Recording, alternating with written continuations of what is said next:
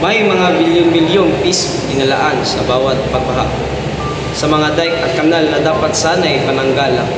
Ngunit ang ilog ay umaapaw, ang tubig ay tumataas, at ang mga pangarap ay lumulubog sa bawat lunas. Bakit ang mga proyekto ay nababalot sa nanganinot duda? Bakit may mga ghost project na walang istruktura? Pira ng bayan sa bulsa ng ilalaan ay napupunta, habang ang mga tao'y nanalangin sa bawat pagbaha. Pero ang baha ay hindi lang dulot na malakas na ulan. Ito'y gawa ng korupsyon na taong gahaman. Kaya't sa bawat patak ng isang pananawagan, ang maririnig buses ng kabataan na nagsasabing sapat na ang paghihirap. Kailangan na magbago ngayon na.